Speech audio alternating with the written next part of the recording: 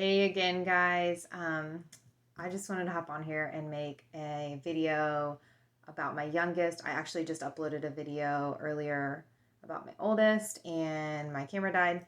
So I was going to just do them combined, but now I'm just going to do them split up. But this is going to be a video basically talking about how we got went about getting my 6.5-year-old tested for giftedness and other things, and kind of what led us to that basically, and what that journey has looked like, since it is very different from my story with my 11-year-old who I uploaded the video about. That was mostly about him. So if you don't know, my name is Chelsea. I homeschool two boys. I have a 6.5-year-old who is gifted, and a 11-year-old who has several learning disabilities. And if you want to see more about that, I have several videos on that. And we homeschool. So and that's primarily what my channel is about, just kind of our journey with neurodiversity and homeschooling and all of that. So anyway, this is just going to be a little bit about how we got to where we are now with my youngest, and kind of going forward also a little bit. I'm sure in a few years lots of stuff will change, and I'll probably do an update video at that point, because I know a lot has changed with my 11-year-old since he was 6. But this is just up to this point, things we noticed and whatnot. So just like background info, my youngest son is 6, and he is technically in his kindergarten year this year, homeschooling. And really he's doing 3rd grade math, and he's gifted in math. That's his main area, I guess, of giftedness, from an academic standpoint. But if you have a gifted kids, or you delve into the world of what that means, you realize that it's just a tiny snippet. Giftedness is really, it's not all about academics or education or intelligence even. It is so much more than that. And it is really just a different brain, a differently wired brain.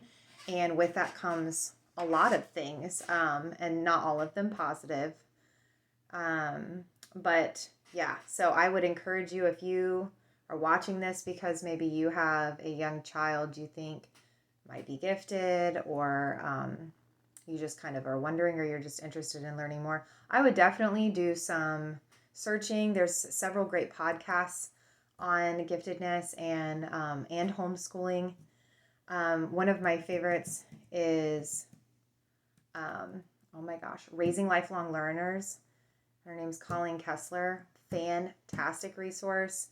There's Different by Design. She's fantastic as well. And she does a lot of 2E, Twice Exceptional. Her boys have learning disabilities along with their giftedness. So that, that pertains a lot to my oldest in particular. But there's just so many great resources out there. There's so many good podcasts. And I would Google or search that, neurodiversity. Yeah. So anyway, so this is our journey up to this point with my youngest. My youngest, his name's Finn. When he was very young, I mean, like a baby, he kind of met a lot of milestones really early, even physical milestones. He sat up very, very young. I think 2 days after he turned 4 months old. And hold on, he's coming in actually. Sorry, he's always coming in here and showing me some cool new thing he did. So that was Finn.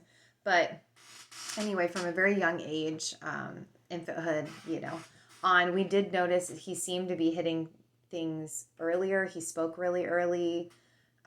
He was saying more words than most of his peers, really young, and kind of complex words. He had a big vocabulary and seemed to not only be able to speak, it wasn't like he could just copy words, but he also really seemed to understand and communicate really well. Like he understand advanced vocabulary fairly young. And so that was kind of the first signs, from a very young age. And then I would say when he was, 2.5 to 3, he started really showing an affinity for math, and a really just a natural ability with math. He had started sounding out letters and words and was blending words together and was doing all that pretty young too, and trying to write and spell things and stuff. But it was like all of a sudden, math was just, he was obsessed. I would say probably around 2.5 or so, he just really became obsessed with math and music. And he's always been very into music as well. And we're talking, I have videos of him at like 18 months old singing the whole melody of the different songs, the different sweets from the Nutcracker, and knowing what they were. He would say Sugar Plum Fairy, and then he'd sing it. And he was so accurate. It was just, it felt really bizarre to me. And he would sing, all of the lines from, multiple verses of Christmas songs when he was 2 years old. And he just really enjoyed music. And anytime we'd listen to anything, he was constantly, what's that song called? And then he would just want to memorize it. Like he was just very into music. And then, like I said, math. And I remember him counting, I think he was 1.5. And he was walking down the sidewalk and he was counting to 20, like over and over, just counting to 20, counting his steps. And then I out loud was skip counting, 2, 4, 6, 8, 10. And he immediately was like, okay, which, I thought, well, he's copying. But then he went beyond that after 10 and he stopped and he looked at me and he's like, 12, 14, 16, and he was like not even 2 years old. So he seemed to just really love math. And by the time he was probably 4, he was doing addition and subtraction and all of that. And so we did start a kindergarten curriculum with him, and he flew through that. And now he's in the 3rd grade math. So so that's, we just figured, I wouldn't say I thought, oh, he's gifted. For a long time, I just really thought, wow, he's so smart, and he's advanced. Like, he's very into math. He's advanced. And I think because of the experience I had with my oldest, who has kind of the opposite, especially with math. Math is my oldest worst subject. I felt like a lot of cautiousness and hesitation into thinking like, oh, he's going to be advanced on this or whatever. Because I know with my oldest, I also had felt that everyone thinks their child's super smart, right? We all think that. We think they're so smart. And they are. And I remember thinking with him until he got really, like 1st grade, I thought, oh yeah, he's super smart. He's so smart. And it's not that he's not smart, but I would have never guessed he was going to have the learning disabilities he had. And it really did blindside me in a way. And with Finn, I think I just really didn't want to have that disappointment ever happen. So I just kind of was like, wow, I'm enjoying it in the moment, but not thinking too much about it. And then when he, when he was almost 6, he was doing multiplication, or when he was 5, almost 5.5, he started multiplying and dividing like on his own, like totally understood the concept of it, was able, and when I say this, he's totally doing this stuff in his head. Like he's just doing it in his head. And he's building on these concepts completely on his own naturally.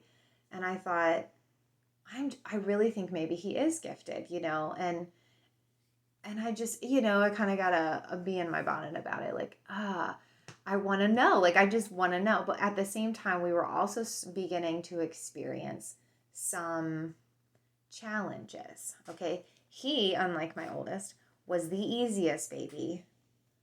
He was so pretty chill. He was pretty quiet. He wasn't quiet. He talked and babbled constantly, but he wasn't like, he didn't cry a lot, where my oldest cried constantly. He didn't seem particularly bothered by lots of things like my oldest did. Like he definitely didn't have those same sensory issues, but he was very emotional and had, just this, he was very affectionate, very sweet. and he's sensitive in an emotional way. Like we have to kind of treat him gently and, be careful with harshness and harsh tones.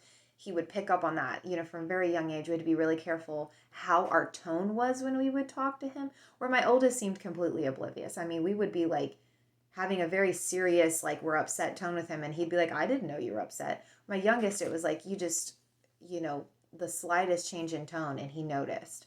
And so we had to be careful with him with that. But other than that, I mean, really, he was a good baby and toddler. Now, he was always observant and he was always getting into stuff, but that's kind of par for the course with most toddlers. So I didn't think too much of it. But yes, he was always, getting into stuff and exploring things. But he was very sweet personality. He slept well. And so I was just thankful. And then once we hit, I would say 5. Well, once we hit 3, you go through everyone who's had kids older than 3 knows that 3 is like, oh my gosh. Everyone says it's 2, but 3 is so hard, 3 and 4 even. And so that was really rough. That was when all of a sudden he was really pushing boundaries, really pushing back, really, all of that. And when he was 5, I thought, okay, it'll start to get better, surely. And it was like, no, he just got even more pushy and bossy and really particular, and he liked things a certain way, and he didn't like when you messed with his routine or when you didn't let him, do things his way. And he became obsessed with rules. He loves board games, but he became obsessed with rules and wanted to constantly invent his own rules to everything. So we couldn't, even his schoolwork, it was like, here's the directions. Well, I want to add to it. I want to make it more complicated. I want to make it my own. And he was constantly making up new directions and new rules, and he would write out his schedule every day and he wanted to add all the things we were going to do, and then he'd want to change everything, and it was just exhausting, to be honest. None of it was like necessarily like he was trying to be mean or disobedient or whatever, but it was like he would just get so stuck on what he was doing and on his ideas, and he had a really hard time coming away from that. Very rigid thinking on some things. And he was very funny about his routines. He liked his bedding in a certain way, and he wanted his bedtime routine to be a certain way. And if we didn't do it that way, we'd have to do it over again. A little kind of, we started getting comments about possibility of OCD, which does run in our family. So we were kind of concerned. So anyway, that coupled with the behavior issues I was starting to see more and more, coupled with me thinking he definitely might have some giftedness going on, I prompted some research. I did research on it, and I was realizing, okay, this giftedness is not what I realized. It's not just getting like high test scores in school or something. Like there's so much more to it than that. And I decided to try to pursue it and see if he has any of that going on. And if he's got maybe OCD or anything kind of at play here too. And so we had an evaluation done right after he turned 6. Like he was just a few days after turning 6. So it's been over 6 months now since we had it done. And he did test like off the charts for math in particular. He was gifted overall, but he was extremely like hitting the ceiling of the math and I forget, it was like visual spatial manipulation. I forget the word, crud. Anyway, yeah. So we were dealing with that. And he didn't really like quite qualify for OCD, but he did qualify for an ADHD diagnosis. And he is very particular, and she was kind of throwing out other terms and things and kind of telling us what she thought we should do with them and different stuff. And I really just went home and did a lot of research and listened to a lot of podcasts, and read a lot of articles, and realized that a lot of gifted children, most gifted children, if not all gifted children, have what they call overexcitabilities. And they can mirror ADHD, right? And even autism spectrum and OCD and ODD, oppositional defiant disorder, and all of these things. And it's really just, sum it all up, it's just how they're wired, right? They're neurodivergent, and that can entail a lot of things. So So that, I think it was really helpful knowing that he for sure was gifted and that he did kind of have some other things going on paper, that gave me the confidence to really be like, okay, I do need to kind of look into this more. And now that I've looked into it more and invested time and effort into understanding and, this whole thing, I have learned so much, and I'm able to parent him better and also provide a much better learning environment. So that was basically how we got the diagnoses we had in our journey with him so far. And we're still, in the beginning stages of it. I mean, he's still so young. But I'm really excited with him because he is just such a different learner. And he really enjoys learning. But man, you do have to, there's totally a thing with gifted kids when they're bored. It's a challenge. And even when I'm providing challenging things for him, if I provide it in a certain way, it's not engaging to him, right? And then if it's not engaging, they don't see the point in putting any effort forth. I mean, gifted kids are not necessarily those kids that are really good in school. That is a very small percentage of gifted kids. A lot of gifted kids really struggle. They're not always people pleasers, and they're not great test takers. And it's not just, what a lot of people think it is. So they need challenge, they need accepted, they need scaffolding, and they need the different environments and stuff, and they can really, really thrive.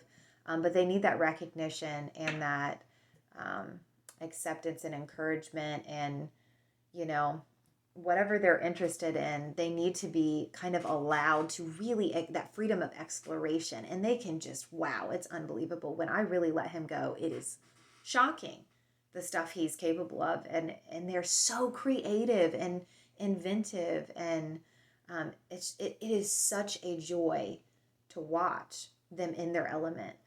But it's also like such a struggle when you need them or want them to do something they really are not interested in doing.